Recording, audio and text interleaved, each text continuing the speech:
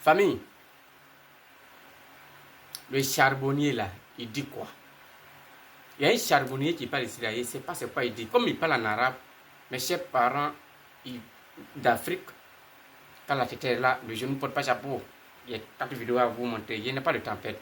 Partie 1, boum. Quand il regarde son visage, il regrette, il vit une dépression. Mais Johnny Pacheco, laisse-moi te dire que quand tu te maries avec une facochère, qu'elle n'a pas un parent ivoirien, c'est-à-dire elle n'est pas bêtée, elle n'est pas sénifo, elle n'est pas Annie, elle n'est pas baoulée, pour manque de dignité, pour ta part, on dit le trop d'un arbre plongé dans l'eau ne changera jamais de forme. Donc si je comprends bien, tu ressembles à ton père qui t'a mis au monde, tu viens doter ta femme en Côte d'Ivoire. Parce que le RHDP t'a pris dans le bras. Donc c'est une opportunité de chercher l'argent. Donc si je comprends, peut-être avant, tu étais un ancien manager de Maquis qui t'a... Famille, vous l'avez écouté, non? Il a parlé en quoi? En arabe. L'autre, tout le monde parle, lui aussi il parle. Oh, mais c'est mec là fait rire, quoi. Oh. Bon, famille, on n'a pas de tempête. Partie 2, boum. Dans cette école de Goma, les bancs des écoliers sont entassés dans la cour.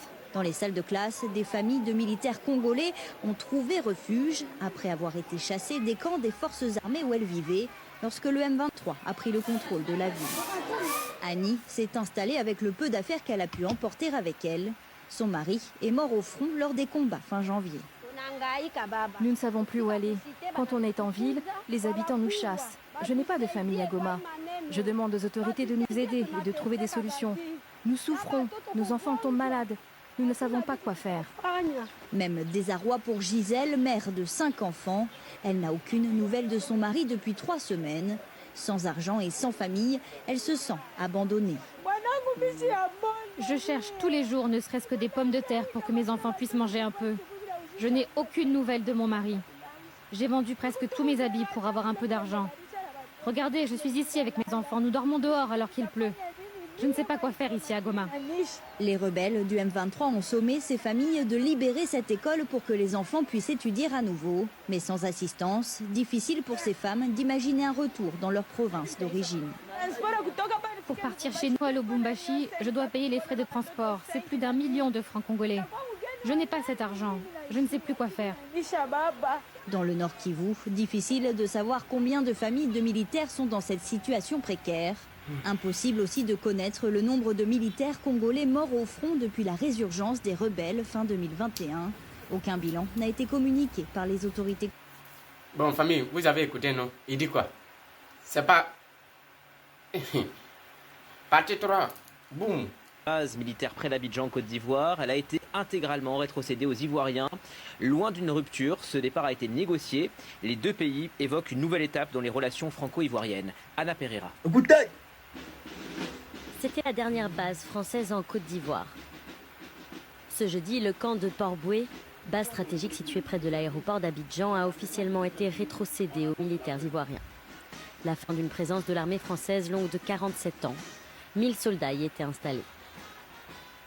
Pas question pour les Français de revivre les départs forcés comme au Burkina Faso, Mali ou Niger. Les deux armées veulent ici montrer une entente parfaite. Cet acte marque une nouvelle étape dans les relations d'amitié et de coopération stratégique entre nos deux nations. Le ministre de la Défense Sébastien Lecornu et son homologue Téné Birahima Ouattara s'accordent pour dire qu'il était temps de faire évoluer la relation entre les deux nations. Le monde change, il évolue vite, et il était évident que notre relation de défense devait, elle aussi, évoluer et reposer davantage sur l'avenir, des perspectives d'avenir, face aux réalités des menaces, aux réalités de ce monde devenu complexe, encore plus complexe qu'avant sur le terrain sécuritaire. J'y reviendrai, et non pas une relation de défense qui ne s'inspirerait que du passé. Cette rétrocession a été annoncée le 31 décembre dernier par le président Alassane Ouattara. Mais l'armée française ne quittera pas totalement le territoire. Sa présence devrait simplement se faire plus discrète. Le partenariat va se poursuivre notamment sur le terrain du renseignement et de la lutte antiterroriste. Plusieurs dizaines de soldats français resteront sur place pour des missions de formation. Parti encore, on n'a pas le temps. C'est un promoteur privé qui a eu l'initiative de faire cette usine. Notre présence ici, c'est d'abord encourager aussi le secteur privé à emboîter le même pas, à permettre de transformer nos matières premières ici sur place. Donc nous venons encourager le promoteur, certes, mais à travers lui, inviter tous les Burkinabés qui sont en mesure de transformer nos matières premières, d'industrialiser le pays, de se lancer dans la dynamique, et aussi ceux qui sont de l'extérieur, les inviter à venir investir au Burkina Faso. Donc c'est ce message que nous sommes venus lui porter. Et je pense que, en sa présence, dans un passé récent, nous avons dû prendre des mesures pour interdire l'importation de farine de blé, parce que la farine de blé a toujours été importée au Burkina Faso. Et il a compris notre message, il a compris notre vision, il faisait partie, sinon c'est le plus grand importateur de farine de blé. Il a décidé de se lancer dans cette usine, nous l'avons encouragé et accompagné, et aujourd'hui c'est une réalité. Et en plus de tout ça, nous l'avons encouragé à s'investir dans la culture de blé, accompagner les producteurs de blé, et il a bien compris le message, et j'espère que 2026, il aura aussi donc, une bonne part de production de blé pour passer dans quelques années d'importateur, il y a quelques années, de farine à exportateur de farine de blé made in Burkina Faso. Bien famille, vous avez écouté.